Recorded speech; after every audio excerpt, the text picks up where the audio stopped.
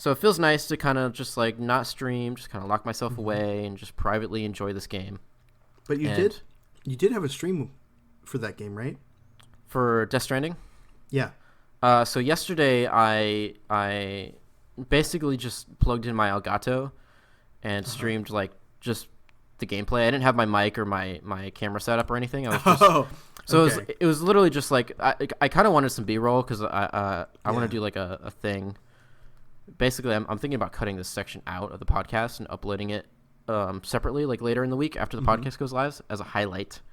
Because that's the thing to do, networking, right? Yeah. So I was kind of just getting some B-roll and just putting some gameplay out there, but I wasn't commentating or anything. It was just still me on my couch with my fucking big mouth open and my balls hanging out. I saw the alert come up, and the thumbnail was like, no commentary, and it had a picture of you in the corner with your face like with a red X. Yeah, I laughed so hard. Yeah, I put it because I didn't want to like mess up my setup too much.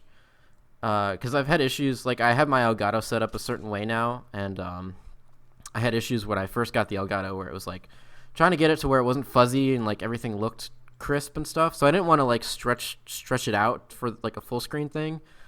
So I still had my regular overlay on, but I didn't want to have just like a random black box in the corner. Yeah. So I just put it like a picture of my face there and just put a red X to say like, hey, this is what that was amazing though. This is what I normally look like, but not today, buddy. Yeah, I thought that was pretty funny. I chuckled myself as well. It's pretty funny. But Blue, let me tell you about Death Stranding. I'm gonna make a. Please do. I'm gonna make a timestamp here. So Death Stranding, I really like Death Stranding. I really, really like it. So I played for about 15 to 20 hours, and so full disclosure, everyone that's listening, if you don't want to know anything about Death Stranding, which is kind of the way that I feel you should go into this game, I'm going to talk about everything in those 15, 20 hours. So full spoilers, we're gonna get all in there. So Death Stranding. Also to note, the last time I looked at Death Stranding was the E3 trailer in 2018. And after that, I went on total media blackout for this game, which I think is important because, that E3 trailer had like snippets of gameplay, kind of. It was mostly just like, your main character walking around. But it was very quickly cut. It didn't get like into any nitty gritty details and stuff. And so my expectations for this game were not through the roof. I didn't have I wasn't expecting anything other than to get some weird, different kind of game. Something different. Yeah, and I think that's important. I did the same thing with Indivisible, and people were kind of down on Indivisible, and I think that game has problems too, but I went on total media blackout for that game as well, and so my expectations weren't there. Right, which is honestly probably good for something so different so that you can form your own opinion. Yeah, because I'm not expecting a world-changing kind of game. I'm just expecting to have a good time with a video game.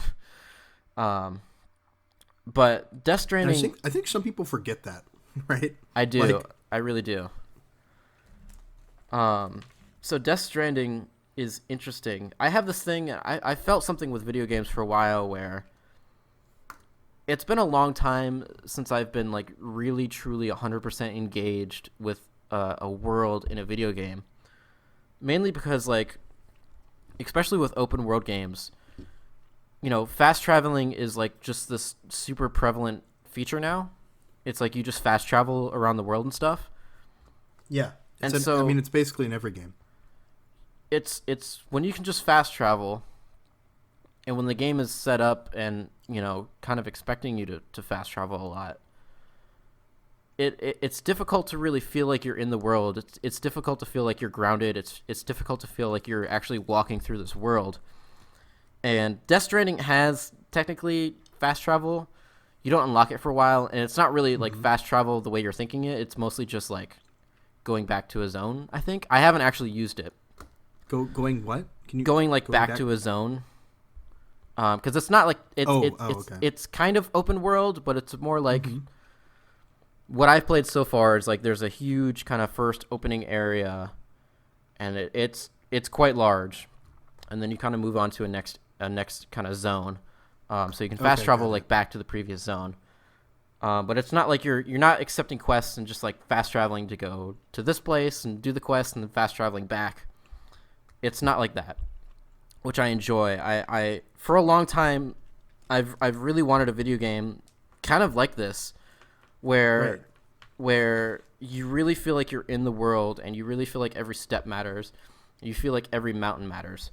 You get real immersion. Yeah, you do. Because one of my favorite things in video games, in all media, in stories, is something that I call it the journey, right? And some of my favorite examples of the journey are like Avatar: The Last Airbender,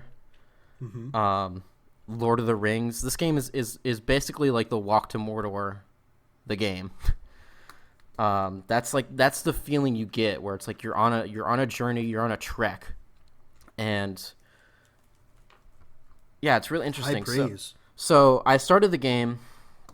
It's hard. I have a bunch of notes on Death Stranding. It's like hard to really collect myself with all of this. Because there's so much, right? There is so much. So you start the game, and the game is like a cargo carrying simulator, right? Yeah. It starts off, and one of the first things you do, one of the first prompts, is there's a cutscene where you're on a bike and you crash your bike, and so your cargo gets kind of dumped, and you have to pick it up. And so the first prompt is like you walk up to this piece of cargo, and it's like carry with your right hand, carry with your left hand, or carry on your back. So the main character, Sam, played by Norman Reedus, has this like backpack thing. It's basically like it's hard to explain. It's like a big it's like a backpack you can stack things on. Yeah, it's like a back. It's not really. It's like a. I'm trying to think of the word. Like a hand truck almost, like that kind of thing. And like you're stacking stuff in it, and you're stacking all these containers and stuff in it, and so you can carry like a certain amount, and every container has like weight, so you can carry like a certain amount of weight on your back. It's really funny to watch when you have too much. Yeah, it looks the gameplay loop is like, carrying stuff and keeping your balance. One of the main mechanics is if you hold R2, if you hold either the triggers R2 or L2, he like grabs the straps on his by his shoulders. You know how like when you're carrying something really heavy, you like grab the straps to kind of like make it a little easier to carry. Like that's a mechanic. That's a mechanic in this game, and it like helps you keep balance. And that is amazing. It is, and it's like this is something this game is probably especially special to me. Just coming back this year from doing this whole mountain climb thing that I did. Right. Where it's like I remember doing that on that mountain climb where it's like, man, this fucking backpack's really heavy. I've got to I've got to be careful. I'm walking across all these rocks, and so I'm like holding onto the straps. Like that's a thing that I did. But yeah, so like that's the main kind of gameplay mechanic. Is there's not a lot of combat. There's hardly any combat at all. I got, like I said, 20 hours into the game, and I just got like a gun, and it's not really even technically a gun. It's like you shoot like a rope, like a electric rope, and it like binds people up, but it doesn't kill them. It's basically just like there's this faction of people who inhabit like certain areas, and they want to steal like your cargo. Because this game, the world is weird, right? There's this faction called the Mules, and they want to steal your cargo because they're obsessed with like delivering cargo. What? They get like a rush from it, and so they go out and steal other people's cargo so that they can deliver it. It's like it's so strange. That's really like funny. The main mechanic is you get to an outpost. And you accept a job. It's like, hey, carry these medicines to the next outpost, and you load everything up on your back, and you head out. And you have certain items that you can use, like there's ladders and stuff. And so it's like there's a river, and you can wade through the river, but like, depending on how much you have on your back, it might be harder. You might, depending on how fast the current is going, you might be swept away. So you can either ford the river, or you can lay, like, if the river is too deep, because you have a scanner and it'll tell you like blue is like, this is okay. You'll walk across this river no problem. Areas that get like yellow, it's like, okay, this is a little deeper. You might kind of struggle with it. And then red is like, you'll sink if you walk into this red area. And so you can do that, or you can just like pull a ladder out and like lay the ladder across the river, and just like walk across this little ladder. You can use the ladder. You don't fall. Yeah, I mean, I've never fallen. I mean, I think it kind of sets you up on the ladder, but. Oh, okay. And you can set ladders up, like, if you're trying to get up on a cliff. You can set up ropes if you're like up somewhere really high and you want to climb down. You can put an anchor point in with a rope and kind of like shimmy your way down this rope. And the rope has like 30 feet, so you can't go more than 30 feet. And the other interesting thing about this is that this game has like a Dark Souls style like multiplayer, world connection thing. Like invasions? Not invasions, but there's two major things. One is that you can leave like signs, kind of like in Dark Souls. Oh, nice. Cool. So you can leave signs all over the place. And the other thing is that I think the way it works is that it clusters you into like a group of people. And so if I set up a ladder somewhere, that ladder will show up in someone else's world and they can use that ladder. Oh, that is really, really cool. And like if somebody sets up a ladder across a river, I might get to a river and there might already be a ladder there because somebody else set it up. And so I can cross it and use their ladder. And then there's certain structures that you can build. So there's like generators and stuff. So certain items, like you can get these legs, these skeleton legs that like brace your legs and allow you to carry more stuff. I love that. And so, but they require like charging, and certain vehicles. Charging? Yeah, Okay. like they run out of batteries, and certain vehicles require charging, and so you can build generators, where if you stand near the generator, it'll charge your shit, and so other players can build generators, and leave them up, and so you can use their generators. You can build bridges. So you can build, pretty big bridges over like large rivers, or just areas where you want to avoid like combat encounters. You can build bridges kind of and avoid that stuff, and you can use other people's bridges. Like it's really cool. That is really, really cool. I love that. The other thing is that there's a urinate mechanic. And so what? Like you over time you build up like a urination meter. Where it's like, it starts at 0, and like if you have like 150, you have a lot of pee. And so you can pee places, and when you pee, it leaves like a little mushroom, and that mushroom generates these little bug things that you can use as like healing items. So you basically eat your pee?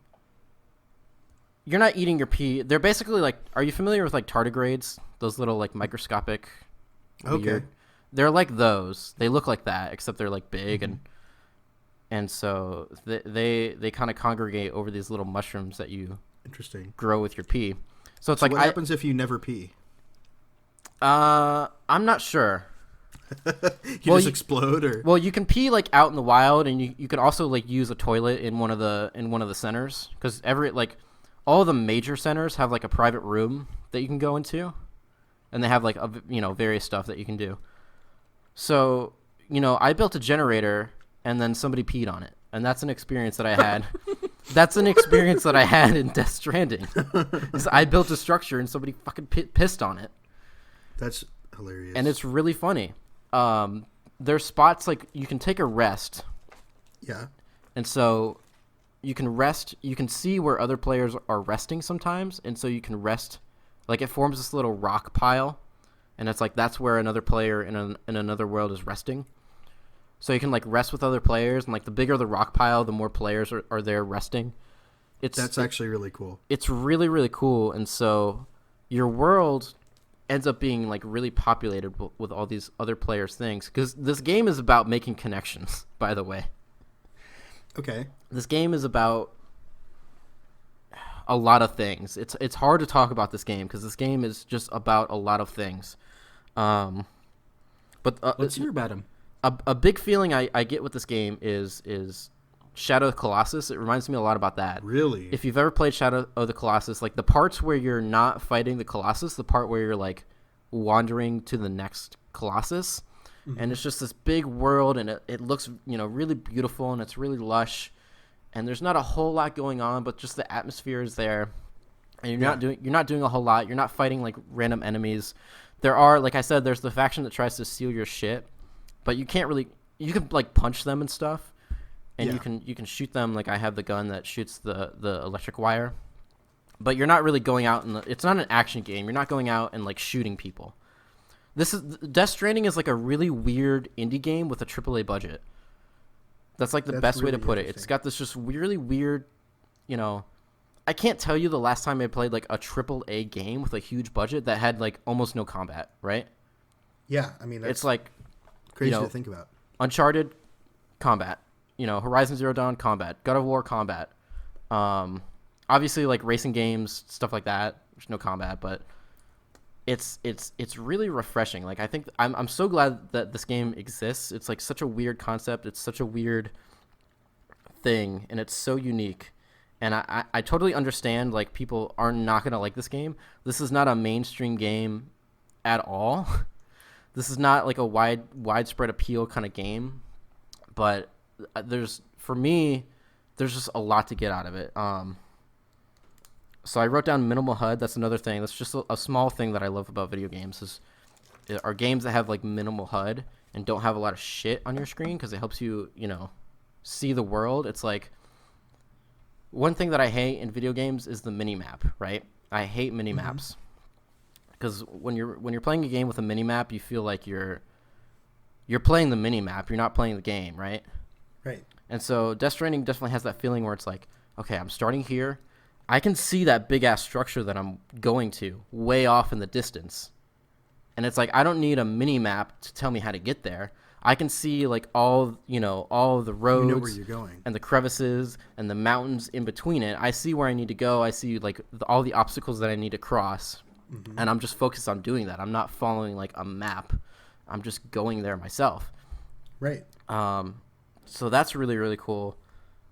The world of Death Stranding is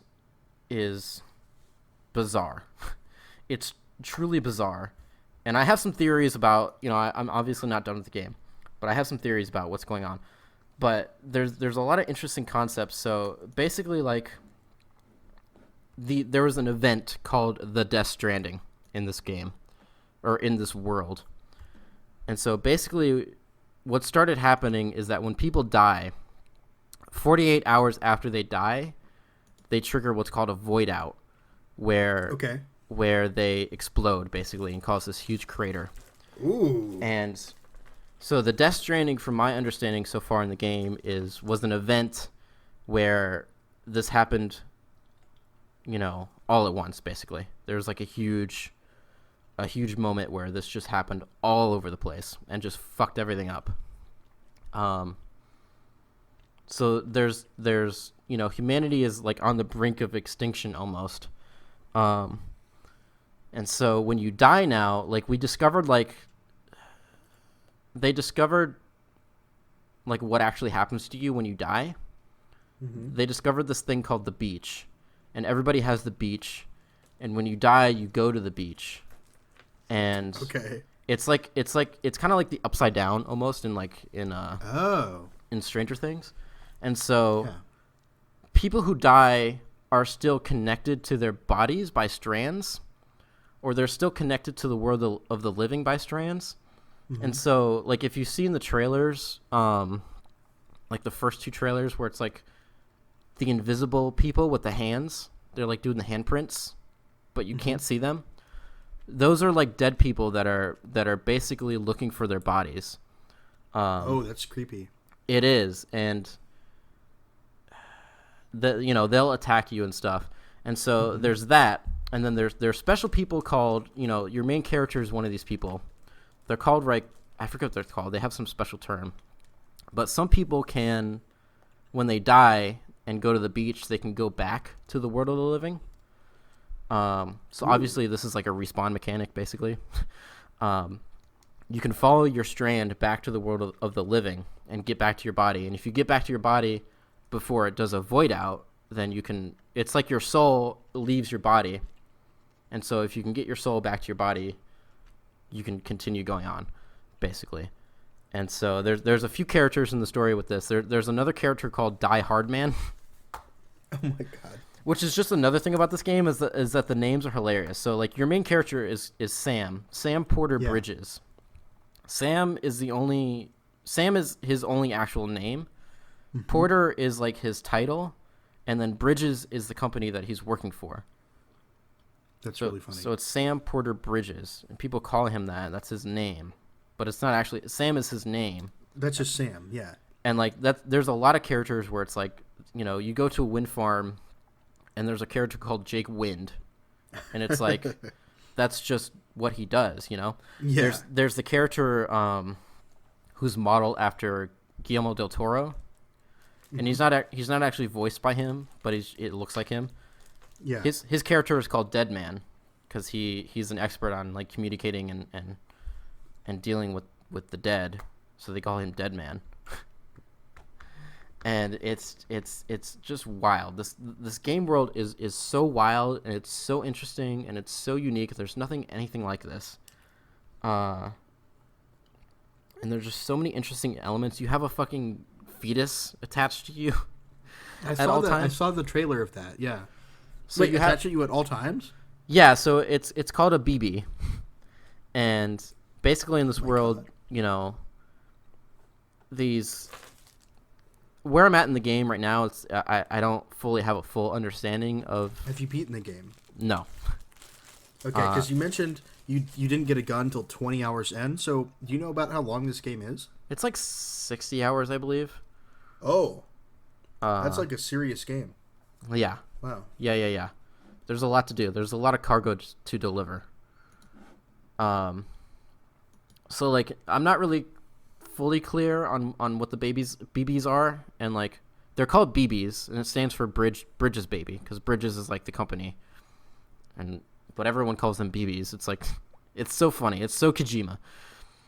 Like you could show me this game and I could know nothing about who made this, and I could be like, this is probably a fucking Kojima joint, honestly. Right. And it's so interesting because I just played MGS1 this year, and I played it on stream. And that game impressed me today with all of the wild shit that it does, and all of the interesting, unique stuff that nobody's doing in video games. And this is just it again. And so you have this BB, and it's basically this 28-week-old fetus in this like fake, fetus pod. And you hook up to it. It's got an umbilical cord, and you have like you have this cord. Okay. You have this cord that looks like an umbilical cord, and I'm sure it's very symbolic, but yeah, it's attached to you, and the BBs can detect BTs, which are the ghosts. Mm-hmm. So that they're like a tool, right, in this world. And actually, when you first get your BB, Dead Man is like, this BB is defective. Like, just take it to the incinerator. Like, we're gonna burn it. Oh God. And it's like, yeah, that's just the thing you do. It's not a baby. It's just a tool, And so that's really weird. Yeah, there's a lot of unsettling stuff like that, which is really interesting. It's stuff that I obviously really like. But yeah, these BBs detect the BTs. It's so ridiculous. It's like, and what in the world, man? This game is wild. It is completely wild. So the main story is the last president of the United States, who happens to be your mother. Yeah. Okay. That's a whole thing. So the last president of the United States dies, and and basically you and Dead Man and Die Hard Man all want to keep that a secret because they feel they want to reconnect America. Basically, America is like disconnected and everyone's kind of just doing their own thing. So they want to create strands. They want to create connections with people. It's all very like Kojima has this whole thing with like world peace. I feel like there was a thing in MGS5 where there was a secret cutscene, and the only way people knew about this cutscene is that they hacked the game. But really? There's a secret cutscene where, because there's a mechanic where you have your mother base in MGS5 and you can build nukes, and you can go online and invade other people and destroy their nukes. So there's a secret cutscene that triggers only when every single online player of MGS5 doesn't have nukes. It's like complete. It's complete disarmament, and it's like that's Kojima. Like I feel like this is in a lot of Kojima games where it's just like this like world peace kind of symbolism. So you're on this quest to connect America again by going to all these outposts and doing all this stuff. And I have my theories. This might be like totally incorrect, but I have a theory that the game actually takes place on the moon. Really? Like some kind of terraformed moon or something. Because the way they talk about the way so far that they talk about America is like they talk about America, and this is a very Kojima thing as well. But they talk about America as if America is like the only country on Earth. And it's very like we have to fix America. We have to reconnect America. There's no mention of like I don't know Europe or Asia or anywhere else. And you're traveling. You start on the East Coast. You start in basically like Philadelphia, I think. And you're traveling east, or you're traveling from east to west. Your goal is to get to the West Coast. And it's like, dude, America doesn't fucking look like this. Like this looks like New Zealand or something. Like America does not look like this. And there's some little hints too, like, the characters want to cover up the death of the president, right? And so you already have this like, these characters are down for cover-ups, right? They're down for like lying to everybody, and then also, the studio intro when you like boot the game up, the like intro for Kojima Productions, is his little mascot, the little skull guy in like the robot costume. Mm-hmm. He's like on the moon, so there's that. Ooh, okay. And then also, so I haven't met the character who's played by Mads Mikkelsen, but there's basically like the BB that you have has like flashbacks to this character. Oh my gosh! So I haven't. He does. Yeah. So like, and you're connected to the BB, so you experience these flashbacks that it's having, and it's basically like from the perspective of inside the pod, looking at Mads Mikkelsen, who I love is in this fucking game. Mads Mikkelsen, like after Hannibal, Mads Mikkelsen is like one of my favorite actors of all time. Just the way that he like reads lines is just like so good. But his character like talks about like, BB, after all this is done, we can go anywhere. We can go to the moon if you want. And so I'm almost feeling like there's going to be a twist. I could be totally wrong. But I feel like there's a twist coming where it's like, this is on the moon, and like, you're not actually in America or some shit. Yeah, that'd be honestly that I love that theory. I hope maybe if it's not that theory, I still hope there's something like a twist. There has to be, right? There is some weird twist, I'm sure. So one other thing that I didn't mention is that like there's this thing called the time fall.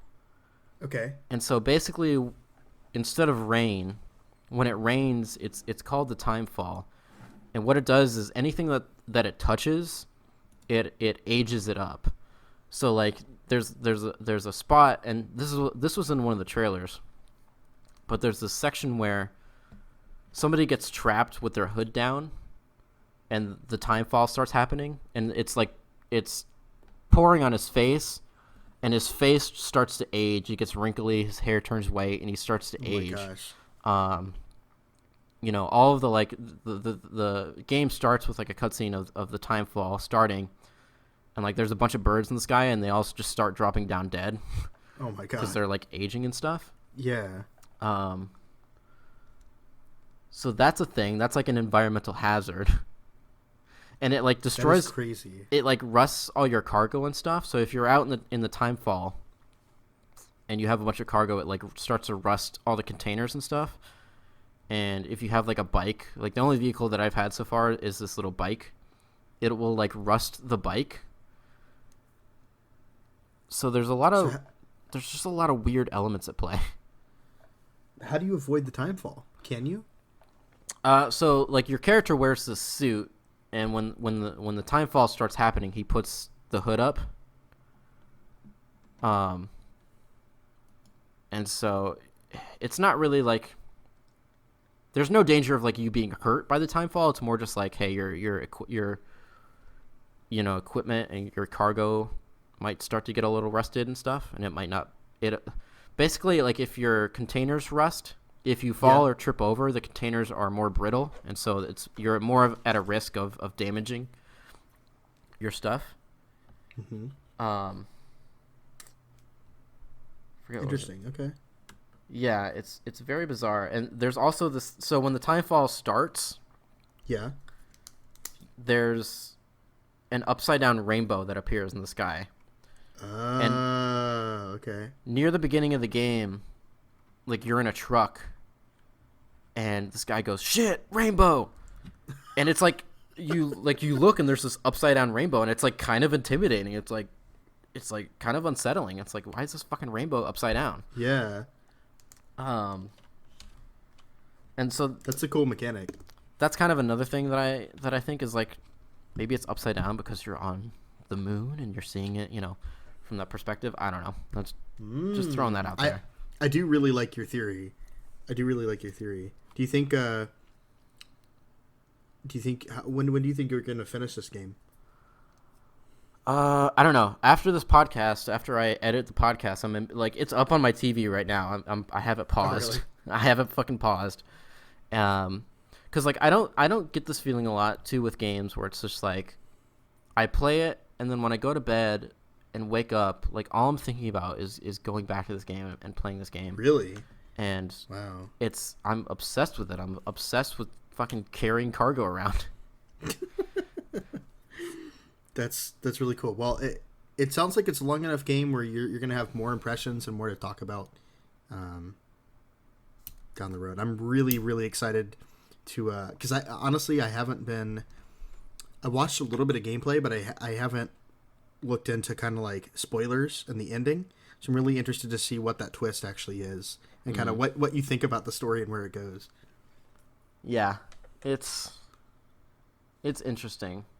Like it's so unsettling. Like the whole thing with like the dead being connected to the world of the living and the freaking BBs. Oh my gosh, dude, that's like nightmare fuel. You have like this impersonal like relationship with this BB that is that is just a fucking tool to you basically. It's like a fetus, right? It's like a baby. Yeah, they said it's 28 weeks old is when they take it out of the stillborn mother. My gosh. And so there's just so much wacky shit in this game, And I feel like a lot of people have been criticizing the game. They're like, oh, there's a serious cutscene going on, and then there's just like Monster Energy drink. And it's just like the game is energy drink? I don't understand. Yeah, there's you go to your private room and you can drink Monster Energy drinks. Okay. Like there's just like 15 of them on your table. And it's like it's literally the can. Like they scanned in the can and it's just the can. That's actually really funny. You like you actually fill your canteen with Monster Energy drinks. So it's like when your stamina is low, and you need to refill your stamina, you pull out your canteen, and your canteen is full of Monster Energy drink. Oh my god, that's amazing. Yeah, it's great. But that's like what you drink. Yeah, and then when you drink a lot of Monster Energy drink, after a while, your piss gauge fills up, and you got a lot of piss. And so you're not allowed to piss like on facilities. Jesus. So like if you try to do it, Sam will be like, "Nope, can't do that here." So you have to like go out and pee somewhere else. Dude, that is so funny. I love that. I had no idea. Why are people complaining about that hilarious aspect of the game? I think they're just like, the game is trying to be serious, and then there's just monsters, and it's like the game is not trying to be serious. Like the game is the game has serious elements to it, but it also has goofy elements to it, and they mix together, and it makes it. It's like surreal. It's like a surrealist commentary game, right? It's very surreal, yeah. And the commentary for sure on like connecting with people, and it seems like people are trying to fit this game into an expectation that shouldn't be there, right? They're trying to expect this game to be like Metal Gear Solid something, yeah, where like you shoot people and you go through this, and it's not that. Like I said, it's this weird indie game with just a AAA budget, which is not something that really exists. It's yeah. This is like that game like Human Fall Flat. No, I haven't heard of it. I'm trying to think of like weird. This is like Journey. Are you familiar with Journey? Yep, I am, yeah. It's like Journey, but with a AAA. Journey's a little indie game. Right. And it's like that, just with a huge ass fucking AAA budget. It's so cool. That is really cool. And I honestly, it's such a great feeling knowing that we live in a world where games like this are even possible now. Yeah. I'm so glad games like this exist, Right. And it's like I'm comparing this to Control, and I really liked Control, but like the thing about Control is that it has a weird setting and it has a weird world, but it's coupled with this just like kind of generic like third person shooter stuff. Yep. And like the enemies are just kind of not really that interesting. Yeah. It didn't give you. It wasn't different enough. They played it safe. Yeah, it's like Control is like this weird thing, but it's also a video game. It's a video game where where you shoot people, and whereas like Death Stranding is an experience, and I hate saying that. It sounds like so generic, but it really is. It's just like this weird, unique experience. Like when you get deliveries, there's this whole like it's not really a currency, but like it kind of is, where it's likes. And so get likes. Where when you deliver stuff and it's in good conditions, like you get more likes. And then if you put like a bridge down and somebody uses the bridge, they give you likes. Like another player uses the bridge, you get likes. Oh my gosh. And when it's like tallying it up, it's like there's this sound clip where it's just like when you like get a whole bunch of them. And it's like, dude, that actually, you know what? That going back to what was that faction that tries to steal your cargo? Oh, the mules. What if the mules aren't actually addicted to cargo? They're addicted to the likes they get for delivering the cargo. Well, no, they're definitely addicted to the. So there's this whole story too where like they talk about Die Hard Man like gives you a codec call, and he's like back before the Death Stranding, people figured out how to use drones to deliver stuff, and nobody really liked it. It took the human aspect out of everything, and so. We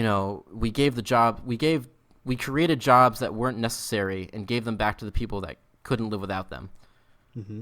And so it's just like, and these people like loved it. Like they loved delivering stuff. That's really funny. And so the mules are like, they're like the sons and daughters of people who would do that. And they want to be the hero who delivers stuff. That is some like heavy commentary. It is. Like when you look at like the future of humanity and kind of like where we're headed now with automation and everything. I love all these like smart little pieces of commentary in this game. I haven't even played it. I haven't even watched a lot of gameplay. Just from like your initial impressions, there's so many little tidbits where you're like, oh man, that's clever. Yeah, there's commentary, but like the commentary isn't taking itself too seriously. It's commentary, it's but just... we're still having fun. Like it's stupid to like it's fucking stupid to like fantasize like, oh man, we got rid of those stupid drones that were taking people's jobs. Like it plays it so serious that's what makes it funny, and it makes it fun. Exactly. But it also makes it, kind of commentary. Yeah, exactly. Well, I think the best part of the commentary is that it's not making an opinion, it's just provocative, right? Yeah. And that's what makes it an experience. It is definitely an experience, and it's one that I really enjoy. Like I said, you really get a sense of traveling somewhere and going on a track. You're like, I gotta gotta walk over all these rocks. I gotta wade through this river. I gotta, oh shit, the wind's blowing. I gotta like really hold on to my gear and stuff. Yeah. And it's cool. It's I'm so glad that a video game like this exists. And there's just so much, like, you have a private room and you can do stuff. So you can take a shower. Mm-hmm. You can take a piss. There's 3 prompts for the bathroom. You can take a shower. You can use the toilet standing up to take a piss. Okay. Or you can take a shit. And when you take a shit, it blurs. You've got like this little cylinder kind of shower thing, and the toilet like pops out from there. Nice. So when he goes to take a shit, it like blurs out his dick with this big ad for an actual show. It blurs out his dick with this big ad for an actual AMC show that Norman Reedus is on. No way. It's called like Let's Ride or something, and it plays this motorcycle sound. It's like boom, boom when he's taking a shit. That is hilarious. Oh my God. It's so stupid. And when you take a shit, you take a piss, it like fills up a little fluid thing, and you can use your shit and piss to create grenades. And the grenades are good against the ghosts. Like, you can use the grenades to counter the ghosts. So you basically need to go to the bathroom and pretty frequently in this game. It's a resource. If you want. Like, I haven't used the grenades that often. Uh-huh. Every time I go to this private room, I always take a shit and a piss, because it's like, you know, you need that, right? This guy's going on all these journeys, like, he needs to take a break. You can also go up to the sink, and there's like, you can do basically a million faces just like in the mirror. Okay. for no other reason, just to be like, here's Norman Reedus like doing faces in the mirror, and you can take pictures of it. Perfect. I love that. There's like a picture prompt. What else, dude? There's just so much to this game. I feel like I'm definitely going to talk about Death Stranding more on podcasts really need to come. I really want to hear more about the story and kind of like more of your theories, because the theory you brought today about the moon, awesome. Like I really want to kind of see like where your head goes with this story as you get a little bit further along. Yeah, as I reconnect America. Yes. Make America connected again. Make America connected again. It's true. Yeah. That should be the podcast title. Make America connected. It might be. It's not offensive enough. It's not going to get me kicked off of iTunes, but. Okay, so we need a more offensive. We can get there. Yeah, we can get there. So yeah, that's Death Stranding. It's not a game that I would recommend to everybody. I think if you're into something weird and you're into something new, I've never played a video game like this, and I probably never will. And it gives you a great sense of location. It gives you a great sense of accomplishment, and it's slow. Like, I could never stream this game, because it's like it's not that kind of game. Yeah, like, I don't know what kind of commentary, and there's definitely exciting moments. Right. When a bunch of mules are chasing you down and you're right, running away from them. When there's a game like this, and you keep coming back to the point that it's an experience. When you have a game that's an experience, a lot of times it's like quiet introspection, quiet like what is going on. Mm-hmm. It's not of like outward stuff like, when you're playing Mario Party and someone, dicks on your hand in like with a hammer in a mini game and you scream, right? It's not that kind of game, right? Yeah. So. And I definitely feel like I don't know what the fuck is going on in the story. Yeah. And I'm playing the game privately. If I was streaming, I am